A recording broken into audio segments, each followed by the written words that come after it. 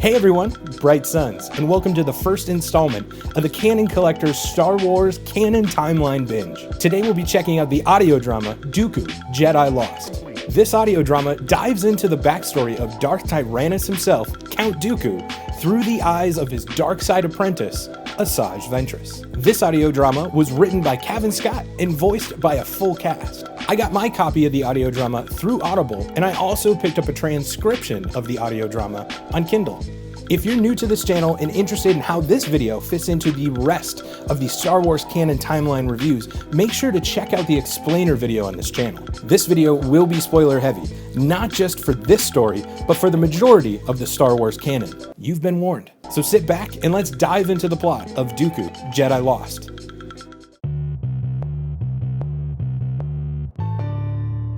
Dooku, Jedi Lost has a very cool format. We follow Dooku's dark side apprentice, Asaji Ventress, before the events of Attack of the Clones. Dooku sends her on a mission to find and retrieve his estranged sister, Jenza. Throughout this journey, Ventress uncovers all sorts of details regarding Dooku's past, all the while dealing with the ghostly voice of her former Jedi Master, Ky Narec, repeatedly attempting to pull her back to the light. Through holo messages, journals, and first-hand accounts from Dooku, Ventress learns that he was born on the Outer Rim planet of Serenno, home to his parents, Count Gora Serenno and Countess Anya Serenno, and their children, Ramil and Jenza. Count Gora ruled over the planet that had been named after his ancestors, who led a charge to drive the ancient Sith Empire off-world, restoring control to its original inhabitants. After Dooku's birth, his family soon discovered his Force sensitivity, causing his father to be extremely fearful of his son, given his family and his homeworld's history with Force-sensitive beings. In an effort to cover up the boy's existence, Count Gora contacted the Jedi Order, instructing them to take him away, while leaving the boy for dead in the wilderness of Serenno. Jedi discovered Dooku and brought him back to their temple on Coruscant, where he would begin the Jedi Initiate process. Years later, in roughly 90 BBY, Dooku returned to Serenno, along with his best friend and fellow Jedi Initiate Sifo Dyas. They were accompanying a group of Jedi that included Grandmaster Yoda. The planet was hosting a showcase for the galaxy, which gave Outer Rim worlds the ability to show off what they had to offer for the ever-growing Republic. At the event, Dooku spots a young girl who he feels an immediate spiritual connection with. He rescues her from a confrontation with a few thieves, and the pair soon realize they are brother and sister. His newly found sister Jenza excitedly gives Dooku and Sifo Dyas a tour of the surrounding area, including the Great Assembly, a building that housed Serenno's planetary council. Here, Dooku learns of the Tarataka, an old legend of a dragon that holds the world together. Captivated, Dooku reaches out to touch a carving of the creature. Just then, a sudden groundquake strikes, causing the building to collapse and trapping the children below its remains. After the children had been rescued by Jedi Masters, Count Gora became enraged by his Force-sensitive son's return. Confused, Dooku then learns of his past, and we begin to see anger creep into the young Jedi. Soon after, Jenza and Dooku would begin communicating in secret through holo messages, something strictly forbidden by the ways of the Jedi. Dooku's rebellious nature wouldn't stop there, as he and Sifo Dyas broke into a secret collection of Sith and Darkside artifacts known as the Bogan Collection after learning about it from the journal of a disgraced Padawan during the High Republic era. The pair would get caught after Dooku encountered what he believed to be the Tarataka, the creature from Serenno. Dooku explained what he had seen to the Jedi, only to mostly be dismissed. However, an Altiri Jedi, Leen Kastana, was concerned with what Dooku had seen. During this time, in the years to come, Kastana had done extensive research into the dark side and ancient Sith war beasts. She would continually urge the Jedi Council to take Sith and dark side threats far more seriously than they had, hoping to prepare younglings if they should ever encounter it, heeding the warnings of ancient Jedi prophecies. Wishing to become Kastana's Padawan, Dooku would instead go on to become the Padawan learner of Grandmaster Yoda in roughly 86 BBY. Kastana, however, would choose his best friend Sifo Dyas as her Padawan learner instead. Yoda and Dooku's relationship would get off to a rocky start, as Yoda had deliberately ignored the boy for quite some time, causing him to finally explode with frustration, attempting to oppress the Grand Master with saber technique, as well as attempting to use the Force to lift objects around him, including the Great Tree, an ancient Force-sensitive tree Yoda had been particularly fond of. Dooku, in parallel to Luke on Dagobah, had failed to lift the tree, causing Yoda to finally pay attention to the boy, saying, "Are you ready, my Padawan? Ready to learn what you do not?" Soon after, Dooku and his master would then go on missions to Tatooine, Losbin, and Kashyyyk, even liberating an entire solar system from a necrotic queen, all chronicled by Dooku in a journal he had kept. In roughly 85 BBY, Sifo Dyas would begin to become plagued by visions of a great destruction on the planet that the Jedi Council would determine to be the agricultural world Proto-Branch. Dooku, Sifo, and Kastana would travel to Proto-Branch to warn and provide aid if these visions were indeed to come true, against the Council's wishes. The visions did become reality, effectively destroying Dooku's confidence in the Council and the Republic to provide its citizens with the protection he felt they deserved. 3 years later, Dooku was contacted by his sister to inform him of their mother's death and asked him to attend the funeral. Dooku then revealed his contact with Jenza to the Jedi Council and asked if he could attend the funeral. Kastana agreed to accompany him there along with Sifo Dyas. During the funeral, a protest against the Serenno family broke out. In an effort to protect Jenza from the protesters, Dooku revealed his presence and used his Force abilities, which accidentally disturbed his mother's dead body. Count Gora was enraged by the incident, and Dooku cut all communication with his birth sister. Before their return home, Kastana sought out a relic on a nearby planet. Here the group was ambushed and captured as a part of a dark side ritual, causing Dooku to see visions of his possible future. To kill his captors, Dooku would then use Force Lightning for the first time. Kastana had Dooku and Sifo Dyas use a cleansing ritual to rid them of the dark energy they encountered. Years later, Dooku would obtain the rank of Jedi Master and gained a seat on the Jedi Council. During his time as Jedi Master, Dooku would train 2 Padawan learners, the first, Rael Advaros, and the second, Qui-Gon Jinn. During his time training Qui-Gon, the pair would attend the 48th annual Dragonfire Air Rally, an airspeeder race on Coruscant that, unbeknownst to Dooku, his brother Ramil was a contestant. During the race, Ramil's speeder was sabotaged, causing him to lose the race and obtain injuries. Dooku and Qui-Gon would then investigate the incident, leading them to a plot led by a member of the Jedi Council. In roughly 42 BBY, Dooku would return to Serenno after being contacted by Jenza asking for the Jedi's assistance. Their father had died and Ramil had taken his place, continuing in his father's footsteps of making selfish decisions while ruling the planet. Serenno had been invaded by the Abyssin, a species of cycloptic humanoids. The Republic and Jedi Order, following their lead, refused assistance to Serenno because of Ramil's refusal to honor their financial responsibilities to the Republic. Upset by the ruling, Kastana and Sifo Dyas would join Dooku in providing assistance to his homeworld. On Serenno, the trio would meet up with Jenza and discovered that recent groundquakes had been caused by the Terataka, which was indeed a real being. Dooku realized his presence on the planet many years before had awoken the beast, who just wished to be left alone after suffering abuse by dark side Force users years ago.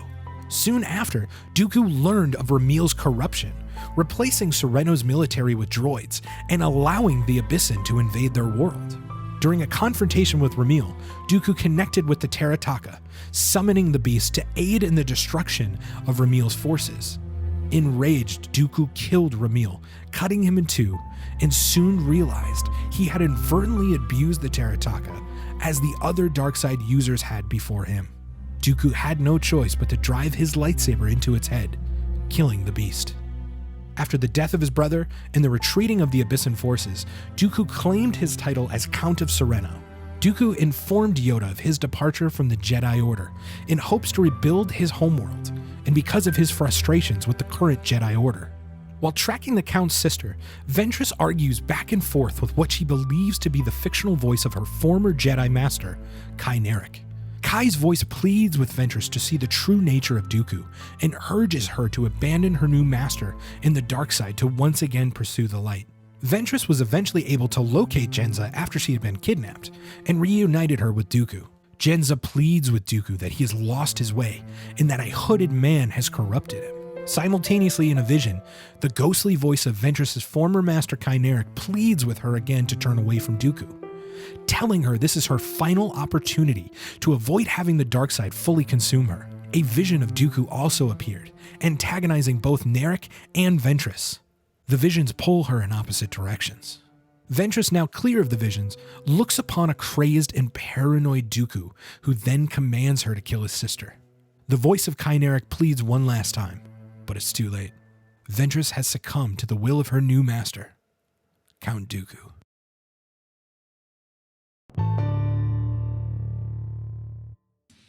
There's a lot of canon connections and Easter eggs in the story, and I think there'll be even more connections made as Lucasfilm explores the High Republic and earlier years of the Jedi. A lot of the connections are directly taken from the Clone Wars, like Ventress's backstory. It was great to see this come up again and fleshed out a little more, as we definitely didn't get enough in the animated show.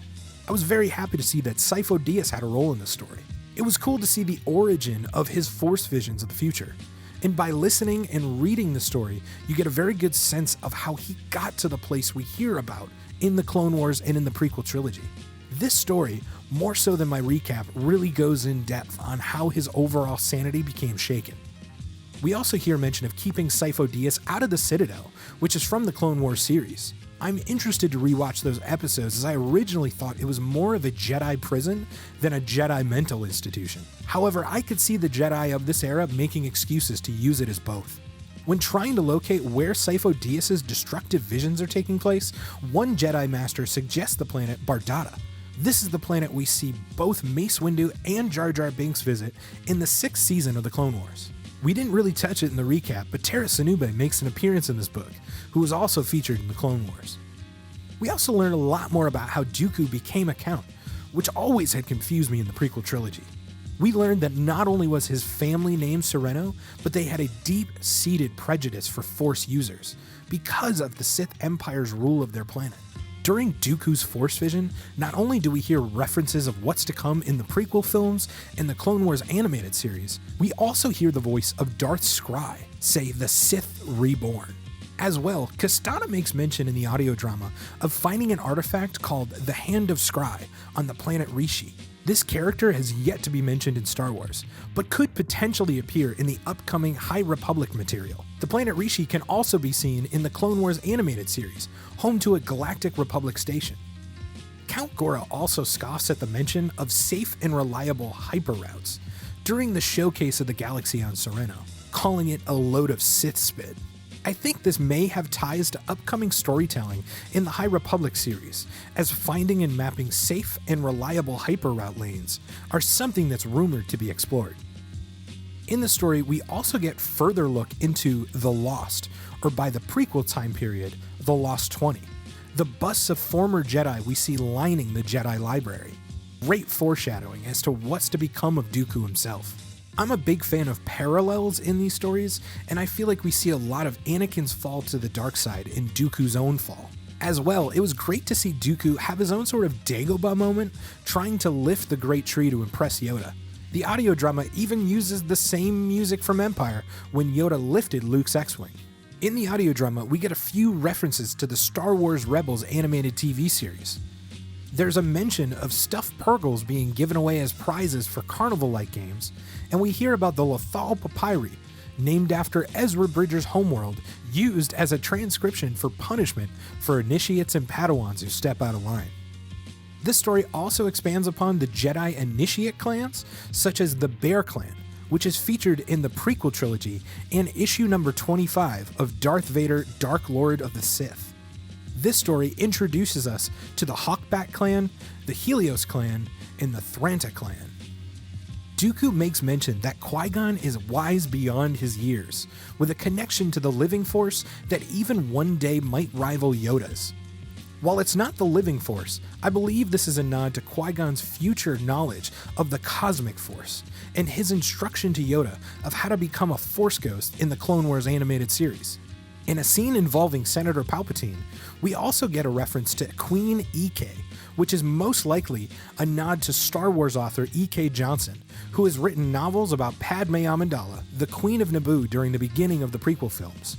In the story, Jenza's kidnapper is the same species of Unkar Plot from The Force Awakens.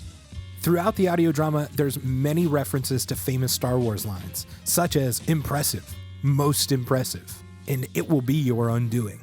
The story also lays out a lot of name drops of people and artifacts, almost too many to keep track of at times. The Bogan collection really opens the floodgates for things like this, and I'm all about it. Some of the name drops I was able to pick up in the story were the Mystery of Darth Kaldeth, Darth Creel, the Battle of Wasted Years, the Nightmare Conjunction, Siluth, Takata, Ver Gundark, Crestian, and the Balm of the Luminous. I'm interested to see if I pronounced any of these correctly, or if any of these pop up again in canon material. I definitely think some of this stuff may be connected to what we're going to see in the High Republic series coming up. I really enjoyed the story, and my recap does not do it justice. I thought it was really cool how they're flashing back and forth in the timeline between Ventress trying to find Jenza and Dooku and his history. We really didn't get to spend a lot of time in the recap with the Ventress side of the story, but it is amazing. Seeing her and Ky Narec talk back and forth really gives you an insight into her character. This audio drama does a great job of humanizing both Dooku and Ventress. It's kind of weird to be rooting for characters you know that you're going to be rooting against in just a little while. Dooku's journey makes a whole lot of sense to me now that we have some of this insight into the character. In the films, it might feel a little strange or a little weird as to how he got there, but this totally fleshes it all out. Dooku is a very frustrated and broken man. You can really see that from a father who hated him to a master who kind of ignored him, and ultimately to a best friend who was just driven crazy by the visions of the future. He really was teed up to become corrupted by a Sith like Palpatine. This audio drama had me hooked. I finished it in pretty much a single day, almost in a single sitting. For the most part, I thought the voice acting was almost perfect. Characters like Yoda, Qui-Gon, and Ventress all sounded very similar to their animated and live-action counterparts. The one problem that I did have was with Dooku. Now, I really liked his younger Dooku voice. I thought that it fit well for a younger Dooku, but I think that the later voice didn't really connect with me in the same way. I was hoping for more of a Christopher Lee impersonation, and we really didn't get that. Now, it doesn't really take away from the story itself, but it would have been a nice nod, since all the other characters sounded pretty much spot on. It wasn't enough, though, to pull me out of the story at any time. It just took a little bit of getting used to at the beginning of the audio drama. Now, full disclosure, this isn't my first time trying to listen to the audio drama. I've tried it once before, but it didn't really go well. So for this go around, I bought the transcription and read that along while listening to the audio drama. Now, I'm not sure if I just needed a visual component to help me key into the story, or if it was because of all the little extra notes in the transcription. In the transcription, you're going to get a lot of setting notes and a lot of kind of what's going on that the audio drama is trying to replicate through sound, but sometimes it's not always clear. So for this, I felt like it was really impactful for me to read and listen to it. I highly recommend that if you're having a tough time listening to audio dramas or even audio books, grab the original book, grab the transcription of the audio drama, and try reading it along with listening to it. All right, so now the big question. How well does this fit in as the first chapter in my Star Wars timeline binge? For me, I think it's great. But I also have a lot of background in history with Star Wars. I know the prequels, I know the Clone Wars. So this was easy for me to kind of jump into this. I already understand the characters to a certain degree, and getting all of this background information is really great. For someone who's new to Star Wars, I don't necessarily think that this would be a great entry point. Obviously, you kind of want to watch the original films, maybe the Clone Wars, and some other pieces of canon. If you're familiar with a lot of other Star Wars, this would be a good point to go back to and start in your timeline binge. Now, I really wish that the High Republic had been out at the time of starting this binge. I would have really loved to have had that and then go right into Dooku Jedi Lost, because there seems to be a lot of connections to the High Republic. I think that there's a lot of stuff that's seeded in there that we're going to learn a lot more about as we get more of the High Republic series. But what can you do? I guess we're just going to have to go back at some point and start the timeline all over again to get a better view of what's going on from the High Republic into the prequel era. But for now, we'll be taking those stories in as they come, and hopefully we'll still be able to see a lot of the canon connections between Dooku Jedi Lost and what we see in the High Republic. So I have seen a lot of people recommend reading Master and Apprentice before Dooku Jedi Lost. I did listen to that audiobook quite a while ago, so a lot of the details are pretty hazy. I did recall some of the scenes and some of the things mentioned in Dooku Jedi Lost that I kind of remembered from Master and Apprentice, although I don't think that it would necessarily hinder your experience if you listened to Dooku Jedi Lost first and then read Master and Apprentice. While Master and Apprentice did come out a little bit before Dooku Jedi Lost, I think that a lot of the things that you'll learn in Dooku Jedi Lost are still going to carry over quite nicely to Master and Apprentice. Now, I kind of do like listening to Dooku Jedi Lost before Master and Apprentice. I remember listening to Master and Apprentice, and I kind of felt like Dooku was a real big jerk at that time, which we get the feel in Dooku Jedi Lost that it's not quite as true. He really loves Rael Averross, and he really loves Qui-Gon Jinn. He has a lot of respect for these two individuals, and I just didn't necessarily feel that in Master and Apprentice. That was probably a lot of my own baggage from the prequels and the Clone Wars and knowing Darth Tyrannus more than I knew Count Dooku. So I really do think that listening to this audio drama and then reading Master and Apprentice might actually help the character for me. I'm really interested to see how the things we learn in Jedi Lost are going to play out through the rest of these chapters in the timeline. There's just a lot to dive into when you start listening to these audio dramas and start reading the novels, so I know that I definitely missed a bunch of stuff. Please let me know all the things that I missed in the comments below. I'd also love to hear what your favorite Easter eggs are and what I should be watching out for as we progress through this timeline binge. Now, if you've liked this recap and review, please make sure to give us a like on this video. And if you want to see more of my journey through the Star Wars canon timeline, make sure to subscribe to the channel for all the other videos that'll be coming out. As well, make sure to keep an eye out for all of the recaps, reviews, and reactions that I'll be doing to all the Star Wars media that's going to be coming out in the coming months, in the coming years. I'll be trying to get those up as soon as those things are released. Thank you guys for checking out this video, and we hope to see you again. For now, may the spires keep you, and may the Force be with you.